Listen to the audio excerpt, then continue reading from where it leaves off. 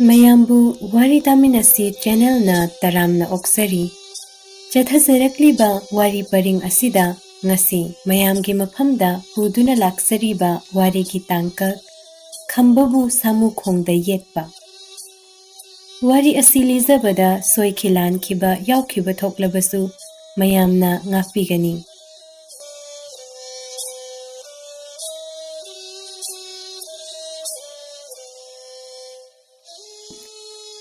Nongma Numidang Wairam Manao Ibungo Chinkuna Hatel Haibana Manai Thaduna Angom Nongban Kongyam Babu Kauraga Tampak Yongi Awang Thangba Kodong Keli Pambigi Makhongda Khamba Hatnaba Luna Watanaba Horakle Ahing Tanglo Athengbada Ningthaugi Samu Yaisa Puthoklaga Khambabu Samu Makhongda Punsinduna Kege Khori Kaithelgi Sau Saraga Nungai Chingai Mathakta Chinghansi Ana China Khol Phangbada Yabi Mathwai Pamuduna Mawa Mapau Chumlagana Sari Wasak Pandol Lomhallaga Thadok Pisi Chumdragana Yabi Mathwai Lausi Haina Mapu Manai Lepnari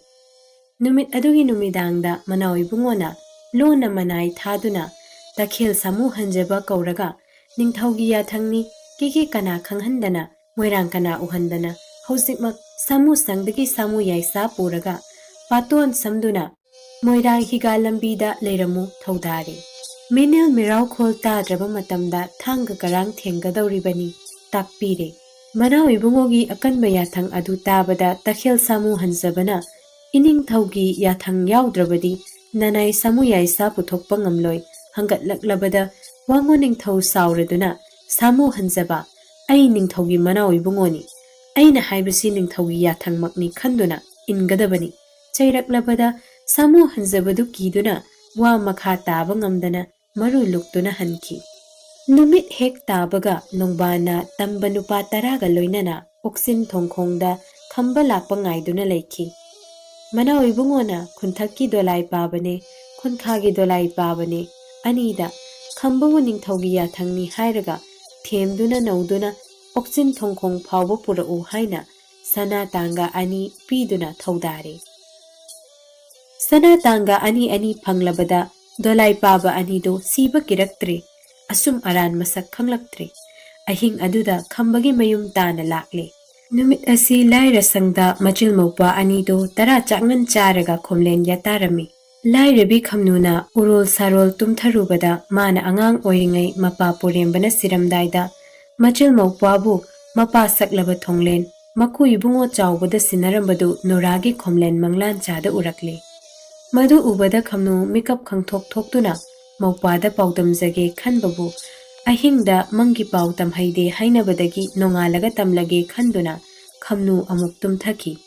Matam Asida Dolai Paba Anido Laira Sangda Changlaktuna Khambagi Maming Kauduna Hudorakle Khamnu Nataraduna Kege Macha Kanano Hanglaklabada Dolai Paba Anina Imum Khamnu Ibema Ekhoi Ningthaugi Dolai Pabani Mapugi Yathangna Nadu Ningthau Kauge Lakpani Thongji na tai kangu Saragi Poron Satlu Hairak Labada Khambana Haugatlaga Thong Hangdoktuna Machil Mokpa Mapan Thorakle Kontha Khunkhagi Ahal Oiraba Dolai Paba Anibu Ubada Khamnuna Panthau Manba Ipa Khoi Ahing Tanglau Athengbada Karamba Ningthaugi Akanba Yathang Leibage Hayeng Inung Ngalaga Idu Ningthau Mapugi Nakta Tharaki Haisarakle Dolai Paba Aniduna Imom Ibemma Mapu Moirang Ningthaugi Yathangni Ngasi Ahing Tanglau Athengba Minil Mirau Khol Tadraba Matamsida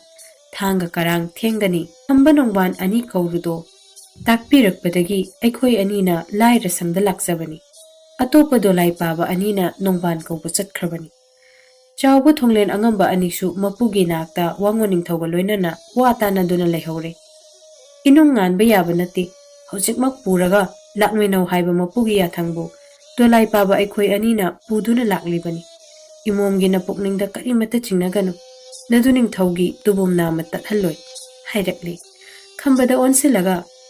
Ibungoton Safilan Pi Sachalo Khong Hai Thuna Chatlasi Ining Thauna Khaurang Nangairam Lagani Hairakli Khamnuna Hanna Haisababu Ekhoi Nangamba Nate Mapugi Yathangni Khumlakle Dolai Pabana Haizabada yararoi khangladuna khamba safilanfi setlaga machem khurumlaga dolai paba anigi mang thaduna lakle. Khara chatlaga okchin thongkhong yaurakpada khambana kege kangla pangna achumba lambida chatsi haizababu dolai paba anina yadre. Asumna khambaga dolai paba aniga okching thonglansi langumsi ngangnabadu tabada thongkhada tambanupa taraga lungduna lairiba nongbandu thoraktuna Karino inaw khamba dolai pabana chatsi haiba maikaida di chattana inawna chatningba maikaida hekta chatpa yabra hairakle mataw nongban ubada khamba mapukningda chingnaba haurakle itawna mafam asida leiramlibasidi karigino hangbada itawbu ngairamlibani ngasi lamza yawana paw sengu yaibi na thwai kanbige hairakle nongbanna mataw nongbangi wadu tabada khambado asawbana luton ka khiduna Mapambom tingduna nongban tamna phuzillakle. Mapa tamba kaurel sangum, thauna phaba pamba kairengum, khamba nongban anido, hanaba laitana phunarakle. Mamai thangda khambana laksarakpa ubada, kumhai yengduna lairiba nongbana nekpa tamba nupa tarado changsilaktuna khambabu makhut pharaga, mayam changduna phuba hurakle. Minungsi khangdraba nongbana makhut phazilaba khambagi makhazaida, kupakna onna tharaga. Lamza, hujikti nachil chumu, mazai bema thoibi nongban aigini hayu. Hairakpa nongban gi wadu taraga. Lairabagi yaibi thawaina, khoizi khada mihul tamlingaida, mazai bema thoibi bu, nongban nangna lawadi, natik nati. Khumlakle thauna phana khambana. Khambagi paukhum tabada nongbanna, asawbaga loinana, khambabu makhut pena phurakle. Miyam changduna phubi bagi ana chaina khol khangbada, khambado masa thak thak niklakle matomta lepa ngamlaktre nongbana mang tharaga nupa tarana khambabu sauraga purakpana okchin thong landuna maiba tombai sangyet oinana sana pungna oyoinaraga mamai makha pangna lakpana khori kaithel yore khori kaithelgi nongchup thangbada dolai paba anina thaugal tawduna leiriba wango ningthaugi manak tana purakle khamba ubada tayum nongban Lamzagi mawa mapaw hanglabra hairaklabada wango ningthaw mapuna hangbiyu khumzar inongbanna hai lamza macha imom langlen thoibi asi nataw nongbanda thajakhrabani maduda yetke khalabadi lamza yaibi mangani khangu hairakle wango ningthawgi wadu taraga khambana wahai matek na khumzari wango ningthaw ibungo Namom langlena itaw nongbangi mayumda makhongna thongna chatkrabadi lamzagi itik leizade namomna lamza aibu chanbiringaida itawda ichil makna pithokpadi lamzagi yaibi thawaina khoizida mihul langlingaidadi oithokte wafam asi nanaida amuk hana takpigano mapugi mai ngaksaba ngamjaroi khambagi wadu tabada wango ningthau sawkhraboi adudi lamza Aigi itik khangu yaibina thwai lauge imom langlen thoibibuna nongbangi mayumda thinge hairakle wango ningthau chingkhuna hatel heibana manai thaduna takhel samu hanjabada samu pusila o haikibadu samu hanjabana moirang higa lambi dagi purakpa samu yaisadu khori kaithel yaurakle manau ibungogi yathang lauraga nongbanna samugi mamang thangba makhongda khambagi makhut ani du punsille Singbada masadu laipakta soro chingadabadu ubada takhil samu hanjabana khamba siba tare nonganba phawbadadi yaibi mathwai kangi mapukningda khalladuna wango ningthaugi nakta changsilaklaga nanai nongbana pulliba thauri mapun asinadi lamja yaibi mangbada matam jangani nanai ai amukta hanna punjage hairakli inung asingandringaida lamja yaibi mangnaba tawdaba yade samu hanjaba Nahakna cheksina bunbiyu hairaklaga wango ningthau handoktuna laiki mapugi yathang phanglabada takhel samu hanjabana thauridu langkhongji haptuna liro hongdoktuna kisi lijauna makha thanghalle manangana laipakta soktana basu semle punba loirabada samugi mathakta kakhatkiduna samu adu makhong kanna thangdanaba khongbina samugi narumda yaisinduna samu thaure Miga manana singlaba samu yaisana tawriba thodau adu khangladuna sanglaba manatol thadaraktuna khambagi mangak adu konkhatlaga makhong thangboy leipakta sittuna chatlakle. Mana makhong launa kanna chatlabadi makhongda pulliba khambadu phaijai chingduna yaibi mathwai mangadabasi yaurau samak oirabasu losing singba Samu yaisadu khangi. Samuna makhong launa thangduna khori kaithelgi nungai chegaina sau saraba mathakta Khambabu soro chingduna imu naimu tana tana ikhong oina chenhaningbabu Samuna makhong thangdaboi chatningdaba mataudu ubada minung sikhangdraba nongbana sauduna Samugi saningda leplaga Samugi ningongda langsoina theire yongna thillaga langsoi niktuna Samu thaurai langsoi machindagi sintharakpa Samugi ina leipakta taraba phawbada minungsi khanglaba Samu yaisana ana chaina khol khangduna thangliba khongthangdu thugattana tapna adum machatli Samuna makhong thangba khudingi khambagi mananganda leipakta khetpada hudokpa unsagi chaina khol phangbada khangba ngamdaduna ayo ima haina pale mama kauraga kaplakpa khambagi mikap khol tabada Samu thoriba takhel Samu hanjabado matu chungle mamit pirang sintharakle Samu masu mamit anida pigi ira chelakle Nongbana langsoi nikpada Samugi ningongdagi sintharakpa iga khambagi masadagi tarakpa iga khori kaitheldo ina ikhong chelakle adu phawbada wango ningthau amadi nongban mapu manai anigi thamoida minungsi pokhide nonganbana hankhiduna khambagi yaibi mangle roidra chingnaduna mathwai waba horakle langsoigi chaina khol khangba ngamlaktrabada Samuna khonglakpadu tabada wango ningthauna nungsa thirakladuna takhel Samu hanjabada Samu khonghanganu hairakle asumna Khambabu khori kaithenda Samu khongda yet langoi khongda punduna segaina sau saba leimaida chingduna laknaribasi namutaibang kana amattana khangbi ubidrabasu thangjinggi taloi atombi ayang leima pan thoibina ubiraduna thoibigi manglan sada laklaga khoinau mata saduna khomlen mangphauna birakle khoinau ita chanabi nahakti panthaugi phamung pabanthak mondom montek mathakta ningai beleitana khomlen tungkhun tali narana sunglangi damakta nasabi nongyai khambana kege khori kaithenda Samu khongda yet langoi khongda punduna chegaina sau saba leimaida singduna yaibi lawgadabagi hotnaribase ita nangdi khangdraboy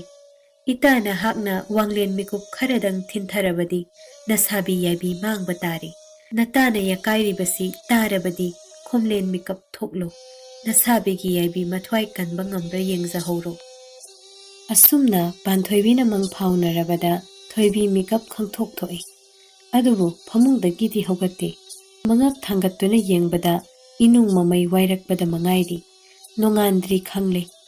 mana takhiba adubu mangla taibangla pale pham khangdaduna tare tara khalluraga maku mang oiramane khanduna amuk tumthaki mana hek tumthabaga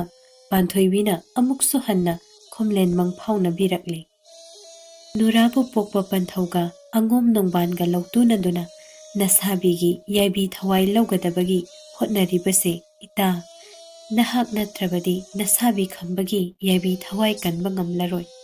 natana yakairibase tarabadi hogatlo amuk tumtharaganu inungandringaida nasabigi yaibi thawai kanjahoro haina panthoibina amuk hanna mangphaunarabada thoibi bikap thoktuna phingna hogatlaklaga senu gauduna haudoklaga mapabungge kada changduna yenghanbada mapabung leiramdre mamatonda hangbadasu khangde khumlakle thoibina mangonda thoktuna khori kaithelomda olaga yengbada Samuna langsoigi chaina khol khangba ngamdaduna khongbagi makhol tabada achumba oibe tare khalladuna phingna imungda changlakle sarel nongsa amomgum akiba leitabi thoibido khwangchet machi langlaga makhutta thang paiduna khori kaithel tana chelakle mabe magi mataudu ubada senu ngaktuna mabe magi matung inakhi arapada Samuna khongbagi makholne wa ngangnabagi makhol tabane mapukningda chingnaramba thoibido asengba oiramane khalladuna chenna kege kanano moirang kanano nasak isak khangnasi ꯉꯥꯏꯔꯝꯈꯣ ꯂꯥꯎꯔꯛꯂꯤ꯫ ꯑꯔꯥꯞꯄꯗ ꯂꯥꯎꯔꯛꯄ ꯃꯤꯈꯣꯜꯗꯨ ꯇꯥꯕꯗ ꯀꯩꯊꯦꯜ ꯂꯥꯏꯔꯦꯝꯕꯤ ꯑꯣꯏꯔꯃꯥꯜꯂꯦ ꯈꯜꯂꯝꯕꯗꯨ ꯅꯛꯁꯤꯜꯂꯛꯂꯒ ꯊꯣꯏꯕꯤꯒꯤ ꯃꯈꯣꯜꯅꯤ ꯈꯪꯂꯕꯗ ꯃꯄꯥ ꯋꯥꯉꯣ ꯅꯤꯡꯊꯧꯗꯤ ꯈꯣꯔꯤ ꯀꯩꯊꯦꯜꯒꯤ ꯅꯣꯡꯆꯨꯞ ꯄꯥꯡꯅ ꯇꯨꯔꯦꯜ ꯃꯔꯤ ꯏꯟꯅ ꯆꯦꯟꯈꯤꯗꯨꯅ ꯊꯥꯡꯖꯤꯡ ꯍꯤꯗꯦꯝ ꯇꯥꯐꯝ ꯁꯝꯂꯒ ꯀꯪꯂꯥꯗ ꯇꯨꯃꯤꯟꯅ ꯆꯪꯗꯨꯅ ꯂꯩꯈꯤ꯫ ꯊꯣꯏꯕꯤꯅ ꯆꯦꯟꯁꯤꯜꯂꯛꯄꯅ ꯍꯥꯟꯗꯨꯅ ꯅꯣꯡꯕꯥꯟꯗꯤ ꯆꯦꯟꯕ ꯅꯪꯍꯧꯗ꯭ꯔꯦ꯫ ꯌꯥꯅꯕ ꯅꯣꯡꯕꯥꯟ ꯂꯩꯔꯝꯃꯨ ꯌꯥꯏꯕꯤꯅ ꯊ꯭ꯋꯥꯏ ꯂꯧꯒꯦ ꯍꯥꯏꯅ ꯊꯣꯏꯕꯤꯅ ꯂꯪꯂꯛꯄ ꯊꯥꯡꯅ ꯅꯣꯡꯕꯥꯟ ꯇꯝꯅ ꯄꯥꯏꯁꯤꯜꯂꯛꯄꯗꯨ ꯁꯔꯤꯠ ꯁꯔꯥꯠ ꯍꯩꯕ ꯀꯣꯡꯌꯥꯝꯕ ꯂꯩꯊꯣꯛꯍꯧꯕꯗꯒꯤ ꯃꯀꯣꯛꯇ ꯌꯦꯠꯂꯤꯕ ꯀꯣꯌꯦꯠ ꯇꯣꯂꯣꯛ ꯁꯂꯥꯏ ꯀꯛꯇꯨꯅ ꯂꯩꯄꯥꯛꯇ ꯇꯥꯈꯤ꯫ ꯃꯉꯛꯇꯤ ꯌꯥꯎꯍꯧꯗ꯭ꯔꯦ꯫ ꯁꯤꯔꯝꯒꯅꯤꯗ ꯍꯥꯏꯅ ꯃꯆꯤꯟꯗ ꯁꯣꯜꯂꯗꯨꯅ ꯅꯣꯡꯕꯥꯟꯗꯨ ꯃꯈꯥ ꯄꯥꯡꯅ ꯌꯧꯁꯨ ꯈꯨꯜꯗꯣꯜꯂꯣꯝꯗ ꯆꯦꯟꯈꯤ꯫ ꯅꯣꯡꯕꯥꯟꯒ ꯂꯣꯏꯅꯕ ꯇꯝꯕ ꯅꯨꯄꯥ 10ꯅꯦ, ꯗꯣꯂꯥꯏ ꯄꯥꯕ 2ꯅꯦ, ꯃꯈꯣꯏ ꯃꯌꯥꯝꯗꯨ ꯃꯥꯏꯀꯩ ꯃꯔꯤꯗ ꯁꯝꯖꯤ ꯈꯥꯏꯗꯨꯅ ꯆꯦꯅꯈꯤ꯫ ꯊꯣꯏꯕꯤꯅ ꯊꯨꯅ ꯌꯥꯡꯅ ꯁꯥꯃꯨꯒꯤ ꯃꯅꯥꯛ ꯇꯥꯅ ꯆꯦꯟꯁꯤꯜꯂꯛꯇꯨꯅ ꯌꯦꯡꯕꯗ ꯃꯁꯥꯕꯤ ꯃꯃꯥꯟꯆꯥ ꯈꯝꯕꯅ ꯋꯥ ꯉꯥꯡꯕ ꯉꯝꯗꯅ ꯑꯁꯤꯕꯒꯨꯝ ꯂꯦꯛꯊꯗꯨꯅ ꯂꯩꯕꯗꯨ ꯎꯕꯗ ꯑꯀꯤꯕ ꯈꯪꯗꯅ ꯁꯥꯃꯨꯒꯤ ꯃꯊꯥ ꯇꯝꯅ ꯆꯦꯟꯁꯤꯜꯂꯒ ꯈꯝꯕꯒꯤ ꯃꯀꯣꯛ ꯀꯣꯟꯈꯠꯇꯨꯅ "ꯁꯥꯕꯤ ꯊꯪꯂꯦꯟ ꯂꯣꯌꯨꯝꯕ, ꯀꯔꯤ ꯃꯇꯧꯅꯣ ꯇꯧꯔꯝꯂꯤꯕꯁꯤꯗꯤ? ꯅꯅꯥꯎ ꯂꯥꯏꯕꯛ ꯆꯥꯎꯕꯤ ꯂꯥꯛꯆꯔꯦ" ꯍꯥꯏꯅ ꯏꯀꯥꯏ ꯏꯀꯤ ꯋꯥꯡꯃ ꯂꯥꯟꯅ ꯅꯣꯡ ꯈꯣꯡꯕꯒꯨꯝ ꯀꯞꯂꯛꯂꯤ꯫ ꯇꯈꯦꯜ ꯁꯥꯃꯨ ꯍꯟꯖꯕꯁꯨ ꯁꯥꯃꯨꯒꯤ ꯃꯊꯛꯇꯒꯤ ꯀꯨꯝꯊꯔꯛꯂꯒ ꯊꯣꯏꯕꯤꯒꯤ ꯅꯥꯛꯇ ꯆꯪꯁꯤꯟꯗꯨꯅ "ꯑꯣꯖꯥꯏꯕꯦꯝꯃ, ꯅꯅꯥꯏ ꯁꯥꯃꯨ ꯍꯟꯖꯕꯒꯤ ꯌꯥꯏꯕꯤ ꯊꯋꯥꯏ ꯂꯧꯕꯤꯒꯦ ꯈꯜꯂꯕꯁꯨ ꯀꯣꯟꯅ ꯂꯧꯕꯤꯌꯨ, ꯅꯅꯥꯏꯅ ꯆꯦꯟꯖꯔꯣꯏ꯫ ꯏꯅꯨꯡ ꯉꯥꯟꯕ ꯐꯥꯎꯕꯗꯪ ꯅꯕꯨꯡꯉꯣꯇꯣꯟ ꯈꯝꯕꯒꯤ ꯌꯥꯏꯕꯤ ꯊꯋꯥꯏ ꯑꯁꯤꯗꯗꯤ ꯏꯁꯨ ꯏꯄꯨ ꯆꯪꯗꯨꯅ ꯀꯟꯕ ꯉꯝꯕ꯭ꯔꯥ ꯌꯦꯡꯁꯤ" ꯍꯥꯏꯔꯝꯂꯒ ꯁꯥꯃꯨ ꯍꯟꯖꯕꯅ ꯁꯥꯃꯨꯒꯤ ꯃꯈꯣꯡꯗ ꯄꯨꯜꯂꯤꯕ ꯈꯝꯕꯒꯤ ꯃꯈꯣꯡ ꯃꯈꯨꯠ ꯂꯧꯊꯣꯛꯅꯕ ꯊꯧꯔꯤ ꯊꯣꯛꯄ ꯍꯧꯔꯛꯂꯤ꯫ ꯄꯥꯡꯗ꯭ꯔꯕ ꯅꯄꯨꯅ ꯏꯅꯨꯡ ꯉꯥꯟꯕ ꯐꯥꯎꯕꯗꯗꯤ ꯅꯣꯡꯌꯥꯏꯒꯤ ꯌꯥꯏꯕꯤ ꯃꯥꯡꯗꯅꯕ ꯅꯄꯥꯕꯨꯡ ꯈꯪꯍꯟꯗꯅ ꯅꯣꯡꯕꯥꯟꯁꯨ ꯎꯍꯟꯗꯅ ꯊꯧꯔꯤꯗ ꯂꯥꯡꯈꯣꯡꯖꯤ ꯍꯥꯞꯂꯒ ꯁꯥꯃꯨꯒꯤ ꯃꯈꯣꯡꯗ ꯄꯨꯟꯕꯅꯤ꯫ ꯑꯁꯤ ꯍꯥꯏꯔꯒ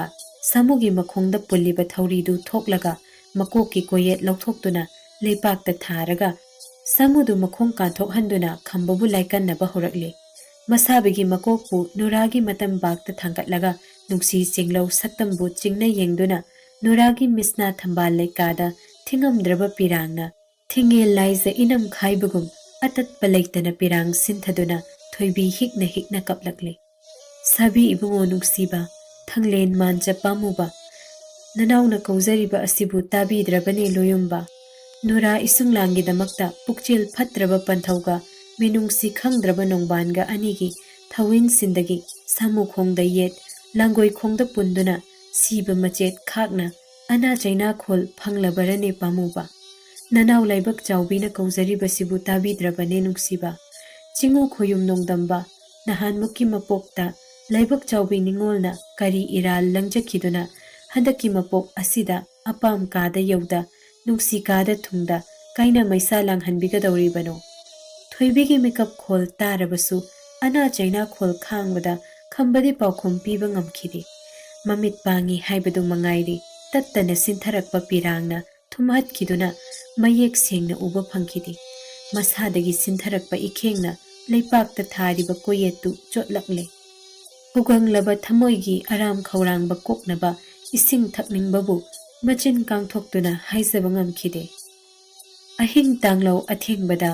ꯃꯕꯦꯝꯃꯒꯤ ꯃꯇꯨꯡ ꯏꯟꯗꯨꯅ ꯆꯦꯜꯂꯛꯄ ꯁꯦꯅꯨꯁꯨ ꯈꯣꯔꯤ ꯀꯩꯊꯦꯜ ꯌꯧꯔꯛꯂꯦ꯫ ꯃꯕꯦꯝꯃꯅ ꯀꯞꯇꯨꯅ ꯈꯔꯥꯏ ꯂꯥꯏꯀꯟꯅꯔꯤꯕ ꯈꯝꯕꯒꯤ ꯃꯁꯥ ꯄꯨꯝꯕ ꯀꯣꯔꯦꯜ ꯍꯨꯗꯨꯅ ꯏꯇꯅ ꯃꯁꯥ ꯄꯨꯝꯕ ꯁꯤꯟꯊꯕꯗꯨ ꯎꯕꯗ ꯁꯦꯅꯨ ꯄꯥꯈꯠꯂꯦ꯫ ꯋꯥ ꯃꯆꯦꯠ ꯑꯃꯠꯇ ꯉꯥꯡꯂꯝꯗꯅ ꯂꯥꯏꯔꯁꯪ ꯇꯥꯅ ꯆꯦꯜꯂꯛꯂꯦ꯫ ꯃꯗꯨ ꯅꯤꯡꯊꯧꯅ ꯑꯍꯤꯡꯗ ꯗꯣꯂꯥꯏ ꯄꯥꯕꯒ ꯂꯣꯏꯅꯅ ꯆꯠꯈꯤꯕ ꯑꯗꯨꯗꯒꯤ ꯃꯤꯠ ꯄꯥꯝꯕꯣꯝ ꯆꯣꯡꯗꯨꯅ ꯐꯠꯇꯕ ꯈꯨꯗꯝ ꯆꯥꯡꯗꯝ ꯐꯪꯕꯗꯒꯤ ꯂꯥꯏꯔꯕꯤ ꯈꯝꯅꯨꯗꯨ ꯇꯨꯝꯕ ꯌꯥꯗꯗꯨꯅ ꯃꯥꯡꯒꯣꯟꯗ ꯐꯝꯗꯨꯅ ꯂꯩꯈꯤ꯫ ꯁꯦꯅꯨꯅ ꯊꯣꯡꯒꯥꯜꯗꯒꯤ ꯀꯞꯇꯨꯅ ꯆꯦꯟꯁꯤꯜꯂꯛꯄ ꯎꯕꯗ ꯈꯝꯅꯨ ꯅꯨꯡꯁꯥ ꯊꯤꯅ ꯈꯔꯥꯏ ꯊꯣꯡꯒꯥꯜ ꯄꯥꯡꯅ ꯆꯦꯟꯊꯔꯛꯂꯦ꯫ ꯃꯗꯨ ꯅꯤꯡꯊꯧ ꯈꯝꯕꯕꯨ ꯁꯥꯃꯨ ꯈꯣꯡꯗ ꯌꯦꯠꯇꯨꯅ ꯈꯣꯔꯤ ꯀꯩꯊꯦꯜꯗ ꯌꯥꯏꯕꯤ ꯊꯋꯥꯏ ꯃꯥꯡꯒꯗꯍꯧꯔꯦ ꯍꯥꯏꯅ ꯀꯞꯇꯨꯅ ꯇꯝꯂꯛꯄ ꯁꯦꯅꯨꯒꯤ ꯄꯥꯎꯗꯨ ꯇꯥꯕꯗ ꯈꯝꯅꯨ ꯄꯥꯈꯠꯇꯨꯅ ꯈꯣꯔꯤ ꯀꯩꯊꯦꯜ ꯇꯥꯅ ꯀꯞꯇꯨꯅ ꯆꯦꯜꯂꯛꯂꯦ꯫ ꯁꯦꯅꯨꯁꯨ ꯀꯞꯇꯨꯅ ꯈꯝꯅꯨꯒꯤ ꯃꯇꯨꯡ ꯏꯟꯅꯔꯛꯂꯦ꯫ ꯈꯣꯔꯤ ꯀꯩꯊꯦꯜꯒꯤ ꯑꯀꯣꯏꯕꯗ ꯇꯥꯔꯤꯕ ꯃꯤꯌꯥꯝꯗꯣ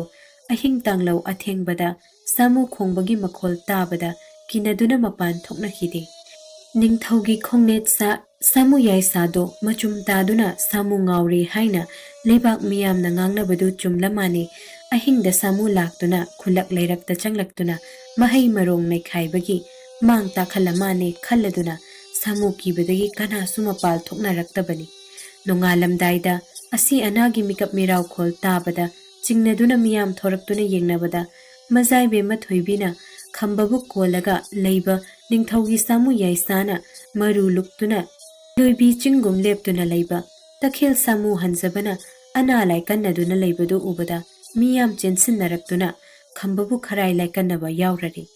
ꯃꯇꯝ ꯑꯁꯤꯗ ꯑꯀꯥꯝ ꯃꯆꯥꯁꯤꯡꯅ ꯑꯍꯤꯡ ꯆꯨꯞꯄ ꯀꯦꯒꯦ ꯀꯪꯂꯥꯗ ꯂꯥꯂꯨꯛ ꯄꯨꯔꯨꯕꯒꯤ ꯀꯨꯝꯂꯛꯄꯗ ꯈꯝꯕꯕꯨ ꯃꯤꯌꯥꯝ ꯆꯪꯗꯨꯅ ꯂꯥꯏꯀꯟꯅꯔꯝꯕꯗꯨ ꯎꯕꯗ ꯆꯪꯁꯤꯟꯗꯨꯅ ꯌꯦꯡꯂꯝꯂꯒ ꯆꯥꯎꯕ ꯅꯣꯡꯊꯣꯟꯗ ꯄꯥꯎ ꯄꯤꯅꯕ ꯆꯦꯟꯅ ꯆꯦꯟꯅ ꯂꯥꯛꯏ꯫ ꯐꯩꯔꯣꯏꯖꯥꯝꯕꯅ ꯑꯌꯨꯛ ꯑꯉꯟꯕꯗ ꯌꯥꯎꯁꯨ ꯈꯨꯟꯗꯣꯟꯗ ꯁꯒꯣꯜ ꯁꯣꯏꯅꯥꯎ ꯑꯃ ꯂꯥꯛꯇꯨꯅ ꯂꯩꯔꯤꯉꯩꯗ ꯑꯀꯥꯝ ꯃꯆꯥꯁꯤꯡꯅ ꯆꯪꯁꯤꯜꯂꯛꯂꯒ ꯃꯁꯦꯜ ꯅꯣꯡꯌꯥꯏ ꯈꯝꯕꯕꯨ ꯈꯔꯥꯏ ꯂꯥꯏꯀꯟꯅꯍꯧꯕꯒꯤ ꯄꯥꯎꯗꯨ ꯇꯝꯃꯤ꯫